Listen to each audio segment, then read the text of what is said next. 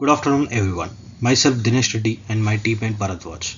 Today we are presenting our project and comparing search-based agent and reinforcement learning agents in solving the snake game. Project objective. The goal of our project is to compare two different snake playing agents. One agent uses such methods like DFS and A star, and other uses reinforcement learning. We studied how these agents make decisions, handle changes in the game, and survive longer. Approach. To keep the comparison fair, we created one common snake game setup. The search based agent plans its moves using fixed rules, while the learning based agent improves by playing the game many times. Deliverables. Our project includes written documentation, working algorithms, and all source code on GitHub, and this presentation that explains our works and results. Search based agent using DFS. BFS helps the snake find the shortest path to the food. It checks nearby positions step by step and works well when the board is not crowded. ES star finds the path faster than the DFS by guiding the search towards the food. To avoid getting stuck, we added extra safety checks like following the snake's tail. Reinforcement learning agent. The reinforcement learning agent learns by training different moves. It gets rewards for eating the food and penalties for losing over time. It learns how to survive longer without being directly programmed. Agent's workflow. In search based agent, it decides first and then moves. But for learn based agent, it moves fast and learns from the results. We compared both. In search based agents are fast and predictable, but struggles when the board flips out. Learning based agent takes time to train but handles difficult situations better.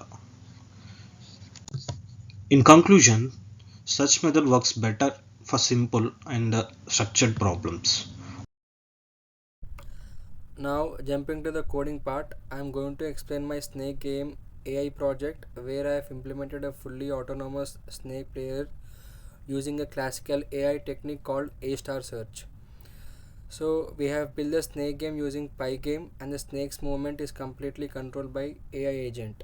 The game window is 720 by 720 pixels divided into a 30 by 30 grid. Each cell acts like a block where the snake or the foot can appear. I also added retro style visuals, sound effects, and smooth animations to make the game engaging. Here we have the assets related to this. So, the main idea behind this logic is the snake must find the shortest and safest path to the foot without hitting itself or the wall. To achieve this, we have implemented A star search algorithm. In every frame of the game, AI takes the current position of the snake's head, the position of the foot, and the positions of all snake body blocks. Using A star, it tries to compute the shortest valid path to the foot. A star uses a priority queue, a cost function, and a heuristic called Manhattan distance to guide the snake towards the target efficiently. If the AI cannot reach the foot safely, then it switches to backup strategy. It tries to reach its own tail using A star. This survival strategy prevents the snake from trapping itself in tight spaces, and if both strategies fail, the AI still tries to move to any safe neighboring cell to stay alive as long as possible. So this can be shown here. And coming to the gameplay logic, we have used whenever the snake reaches the apple, the score increases, the snake grow longer, and a new random foot position is generated. Whenever the game collides with itself or the wall, a game over sound plays, the final score is displayed, and the program ends. And coming to the final result, it is a fully automated snake agent that intelligently navigates the grid and makes optimal decisions, avoids risky paths, and performs like a smart classical AI system. This can be seen here. So we have used retro style snake AI for this search based agent.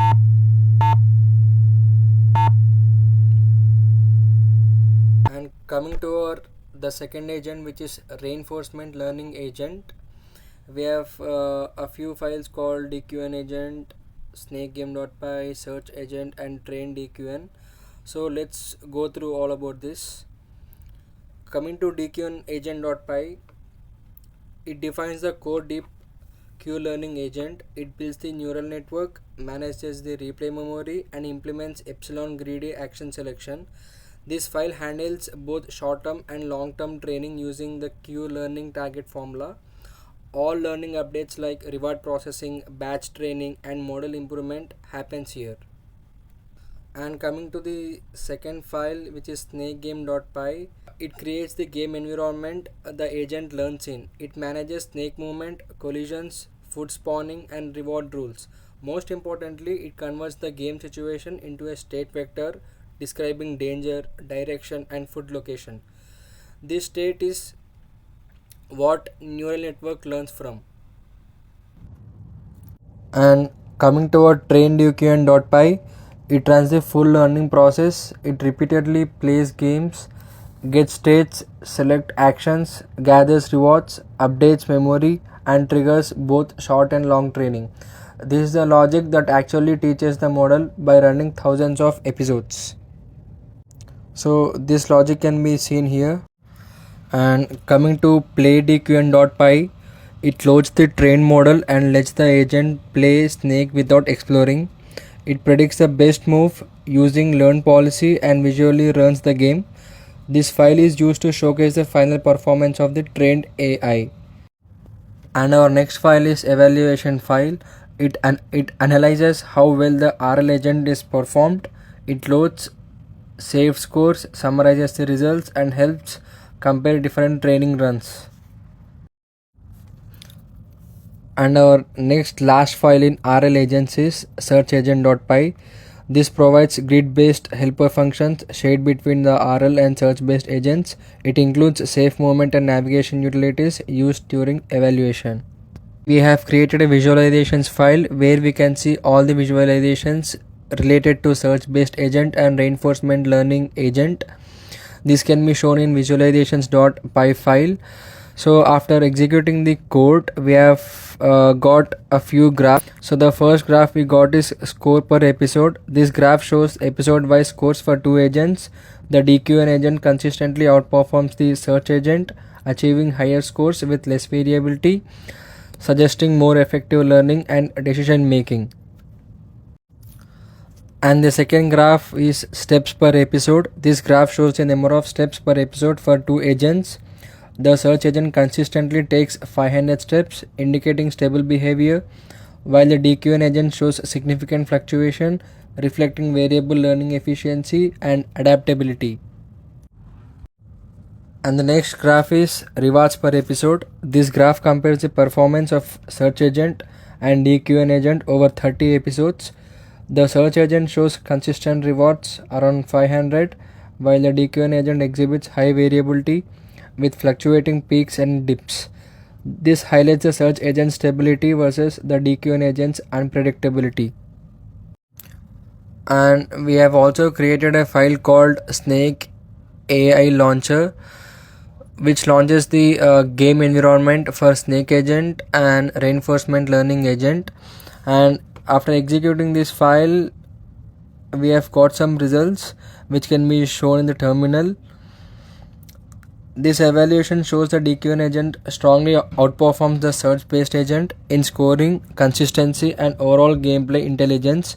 Although the search agent survives longer, it makes little progress, leading to low scores. In contrast, the dqn agent learns effective strategies, collects food efficiently, and adapts well across episodes, highlighting the clear advantage of reinforcement learning in dynamic environments like Snake. We can see the summary statistics. It is clear that the dqn agent clearly outperforms the search-based agent, achieving much higher scores and more efficient gameplay. While the search agent survives longer, it fails to score inconsistently. Overall, the results shows that reinforcement learning provides a smarter and more efficient strategy for the Snake game. This concludes our presentation. Thank you.